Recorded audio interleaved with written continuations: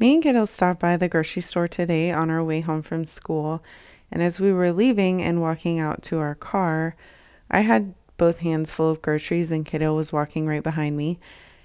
He reached up and attempted to touch a man's face. For whatever reason, something about the man just intrigued Kiddo. I don't know if it was his hat or his glasses, or maybe he looked familiar and Kiddo thought he knew him. But he just simply kind of reached up and wanted to touch his face. And of course, it took the man by surprise. He kind of jumped back and said, "Whoa." And my instant response, just my natural response, was to say, "Oh, I'm so sorry. He has autism." And then I said, "Come on, kiddo, let's go to the car." We started walking. It was okay. It wasn't a big deal.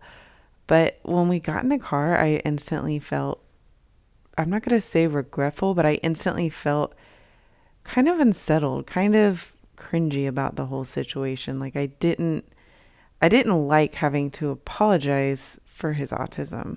So I think for me, one of the biggest, I think the reason that I feel like it's cringy is because, when I tell people in public, it, like, for examples like what happened today, I'm trying to explain not typical behavior. It's not typical for, a 10-year-old child to walk up to an adult and attempt to grab their face or touch their face.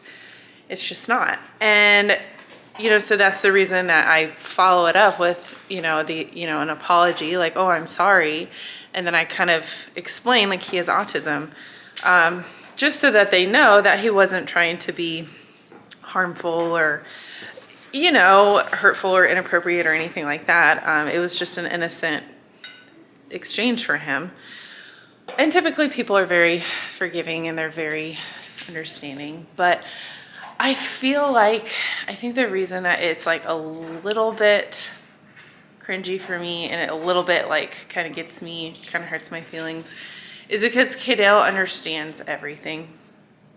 Everything. Like, this boy gets it. He gets what's going on. He might be very verbally delayed, but receptively, like, he gets the language. He expressively, he struggles. Receptively, he pretty much understands. So I know he's hearing me tell the other adults, "Oh, I'm sorry, he has autism." And I think the reason it's cringy for me after saying that is because I don't want him to think that his autism is a bad thing. I don't want him to think his autism is something he should be ashamed of or apologetic for. So it's kind of like, yes, it's inappropriate for him to touch a stranger's face. And autism or not, I would apologize if it was, a neurotypical child that did something like that, just because it's inappropriate. It's personal space. And so I just don't want Kato hearing that and kind of feeling like it's a bad thing, like he has something wrong with him, So I try to choose my words very carefully, and it just hurts my heart when situations like that happen. So yeah, it's kind of like a catch-22, because on the one hand, concepts like personal space and appropriate social behavior are things that you would teach any child, neurotypical or not. It's just that, for Kaydale to be 10 years old and still struggling with some of those basic concepts, that's kind of the difference. And that's kind of where, like, he is 10 years old. He does understand a lot, but he's also still developmentally delayed. So I just don't want him to get his feelings hurt, like, "Oh, my autism, like it's a bad thing," That's basically what I'm trying to say. And on that note, we just updated our treatment plan and ABA, which is very exciting because we have put a lot of emphasis on social skills and language skills. So I'm really excited for that. I don't know if you guys know, like, I've talked about it before, but it's been a while since we've talked about, kind of our daily routine. But he's been doing ABA in the home setting ever since quarantine. It just worked for him, so we kept doing it. And he's pretty much been spending his mornings in our apartment for the last 2 years. And then he goes into school in the afternoons for class. And it's worked really great. They've been able to work on a lot of community outing stuff. Him and his therapist, they'll go do, you know, mock grocery store runs and things like that. Safety skills have been a big emphasis. So, you know, we've been able to work on those things like eloping, like I said earlier. That's much better now. I can kind of let him have a little space between me and him without, you know, having to have such a tight grip on his hands. So they've worked on a lot of stuff, life skills. It's been great, but I really wanted to focus a little bit more on social skills because he's starting to show a lot more interest than he ever has. And so we're working on things like, you know, some really basic concepts like personal space, all the way up to, you know, him playing a board game with a peer and learning some back and forth conversational exchanges and skills, you know, greetings, things like that. So I'm really excited for that, And that's kind of where we are. But yeah, I don't know if there's a better way to explain to people.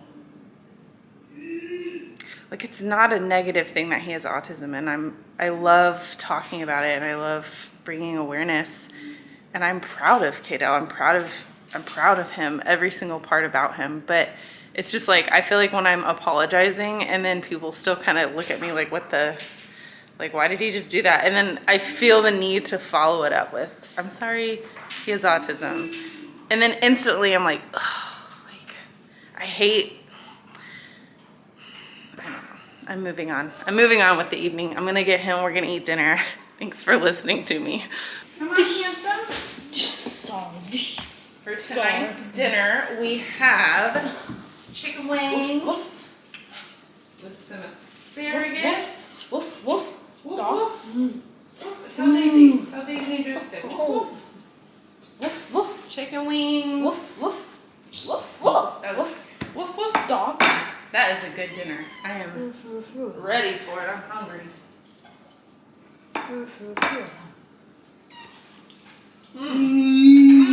I love asparagus.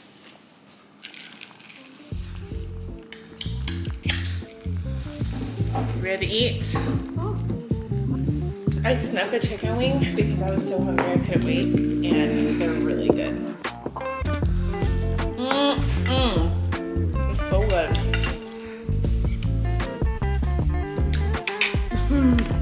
It's so yummy. It's delicious.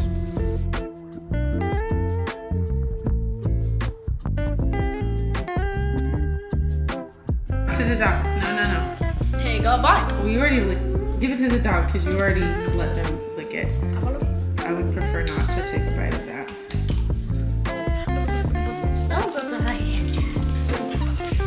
They'll get it.